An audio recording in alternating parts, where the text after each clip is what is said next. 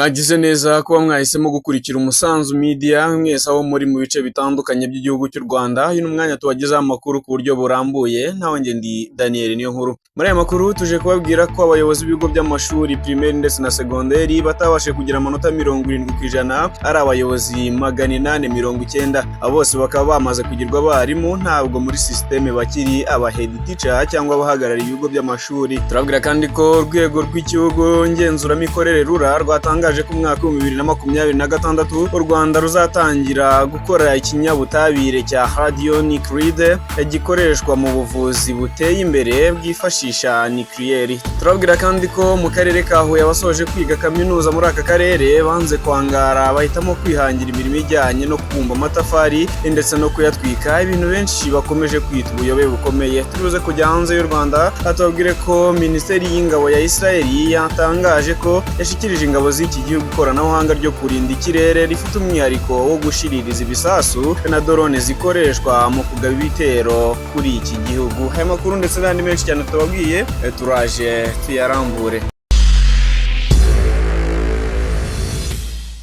Mu gutangira aya makuru reka tuyaterure tuyahereye hano mu Rwanda, aho ikigo cy'igihugu gishinzwe uburezi REB abayobozi b'ibigo by'amashuri primaire ndetse na secondaire batabashije kugira amanota 70% ari abayobozi 890. Aba bose bakaba bamaze kugirwa abarimu muri systeme, bakaba batakiri aba head teachers cyangwa se abahagarariye ibigo by'amashuri bayoboraga. Icyumweru gitaha imyanya yose uko ari 890 ikaba izashirwa ku isoko, abarimu basanzwe bigisha bayipiganire muri Mifotra. Abarimu ba primaire ndetse na secondaire, abarimu b'abadamu by'umwihariko bakaba bashishikarizwa kudepoza kuko byagaragaye ko bayobora babishizeho umutima kurusha abayobozi b'abagabo. Mu cyumweru gitaha kandi abarimu batsinze ku buyobozi bw'amashuri bari kuri waiting list 500 barahita bahabwa offers.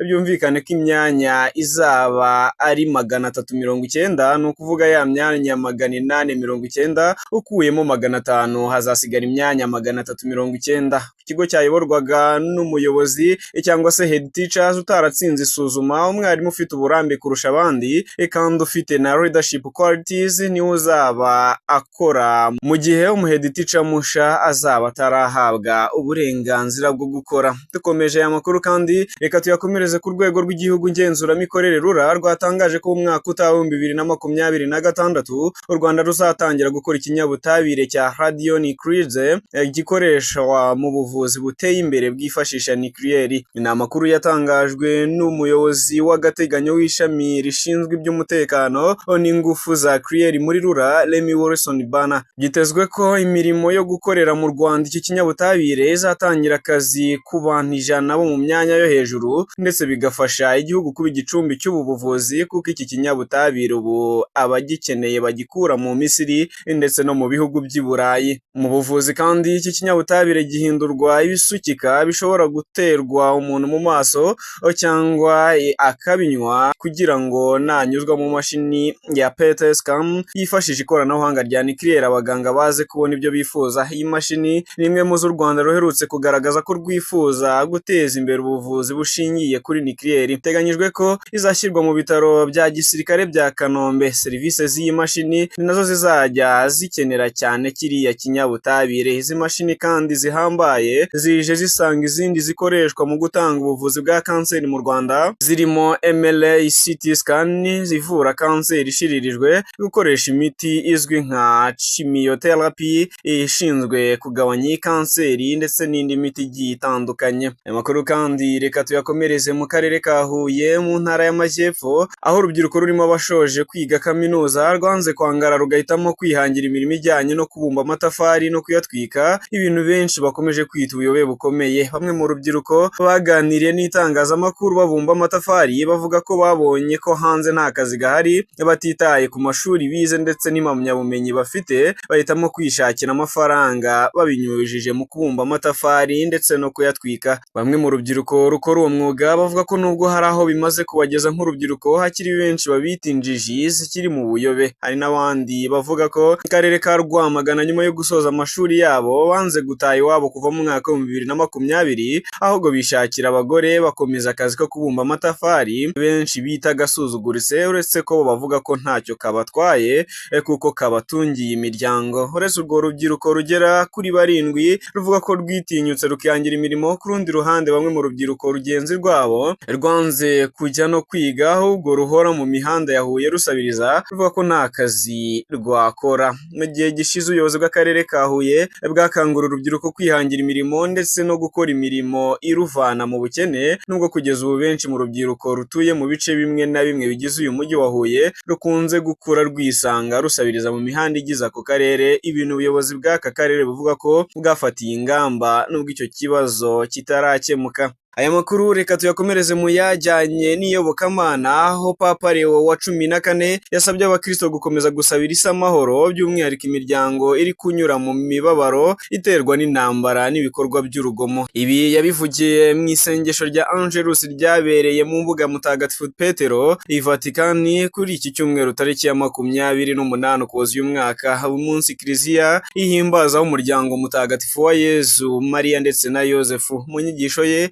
Papa wa 14 Leo yagaragaje uburyo imiryango ya gikristu ishobora kuba umucyo muri sosiyete dutuyemo, itarangwamo gusa n'intambara ahubwo inarangwamo n'ubwigunge n'amakimbirane, aho ibyo yahuje n'urugendo umuryango mutagatifu wakoze hungira mu Misiri nyuma y'ivuka ry'umwana Yezu kugira ngo wirinde itotezwa ry'umwami Herodi. Ahubwo yahamagariye imiryango gukunda no kurengera indangagaciro z'ivanjiri binyuze mu gusenga, kwakira amasakaramentu cyane cyane rya penitensiya na Eucharistia no guteza imbere urukundo rwiza, ibiganiro byuzuye ukuri, ubudahemuka n'ubworoherane ndetse n'ibikorwa by'amagambo meza bikagaragara mu buzima bwacu bwa buri munsi. Si ibyo gusa kuko yasabye abakristo kuba urumuri rw'amizero no kuba ishuri ry'urukundo ndetse n'igikoresho cy'agakiza mu biganza by'Imana. Mu gusoza ubutumwa bwe, Papa Leo wa 14 yasabye Nyagasani binyujije kuri Mariya na Yosefu ndetse na Yesu gusabira umugisha imiryango y'isi yose kugira ngo ikurikize urugero rwa Kristo ibe ku bantu bose.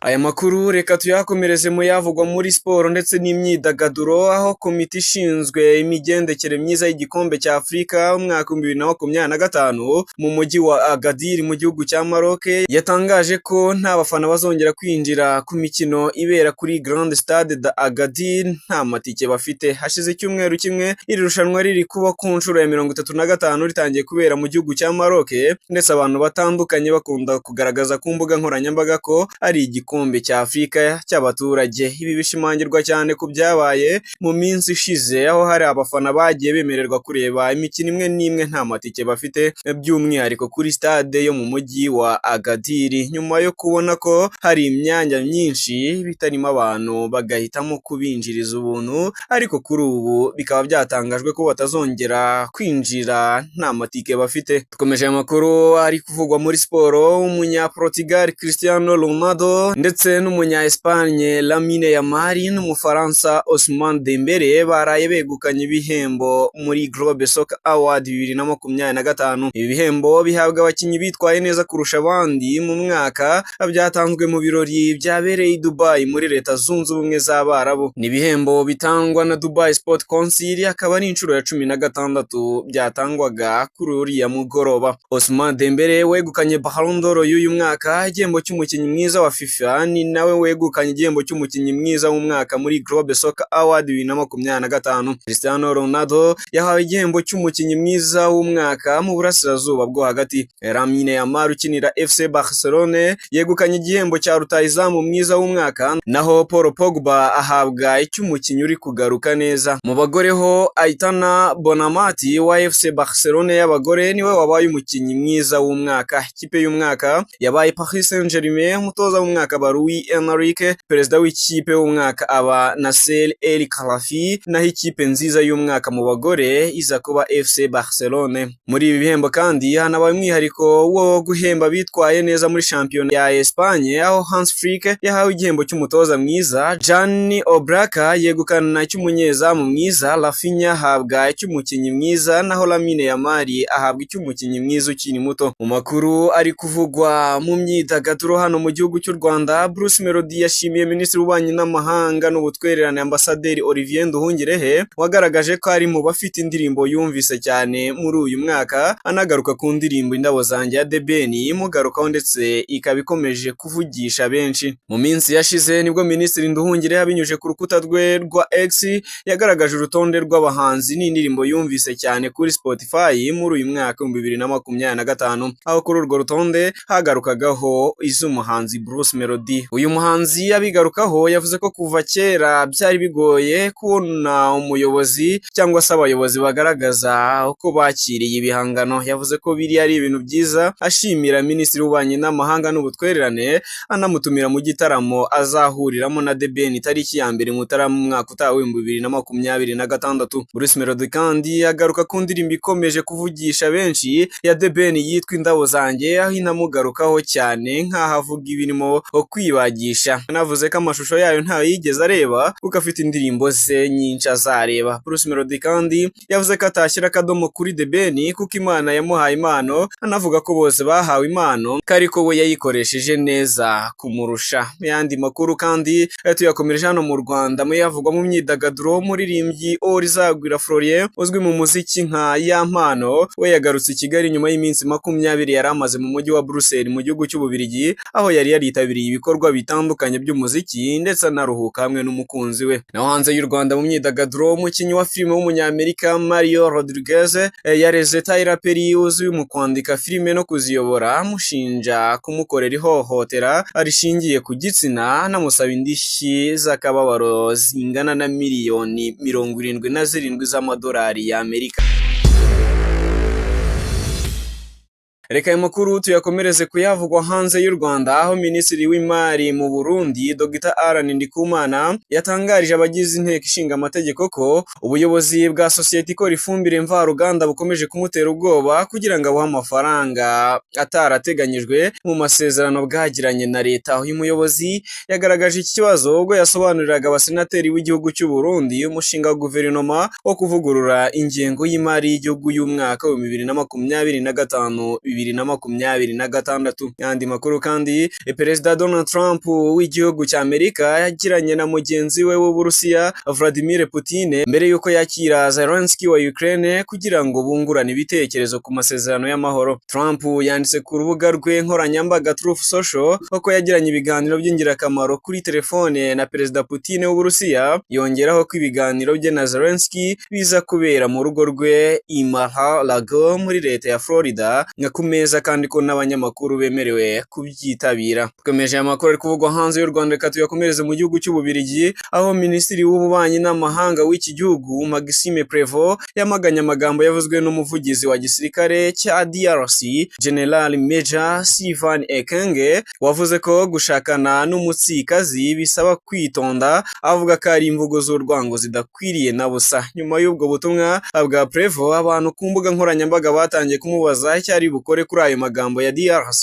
kandi amaze igihe ashyirwa no mu ngiro, bamwibutsa ko Ububiligi bumaze igihe bubererekera ibikorwa bibi bya leta ya Tshisekedi. Yandi makuru kandi avugwa hanze y'u Rwanda ari nayo turi busorezeho, Minisiteri y'Ingabo ya Israeli yatangaje ko yashikirije ingabo z'iki gihugu ikoranabuhanga ryo kurinda ikirere rifite umwihariko wo gushiririza ibisasu na drone zikoreshwa mu kugaba ibitero kuri iki gihugu. Intwaro ikoreshwa mu bwirinzi bw'ikirere Air Defense System yiswe Iron Beam niyo ya mbere Israel ikoze ifite ikoranabuhanga ryo gushiririza ibisasu ikoresheje imirasire yangiza. Mu gihe mu kirere cya Israel hoherejwemo ibisasu n'umwanzi, Iron Beam izajya ireba mu cyerekezo icyo gisasu giturutsemo, icyoherezemo imirasire ifite ubukana izajya icyangiza kigahita gihanuka, nako bizajya bigenda kuri drone zizaba zoherejwe muri iki kirere cya Israel. Gitezwe ko iri koranabuhanga rizagabanya amafaranga Israel yakoreshaga mu bwirinzi bw'ikirere kirere, cyane ko Iron Dome yakoreshaga cyane nayo yifashisha ibisasu bya misile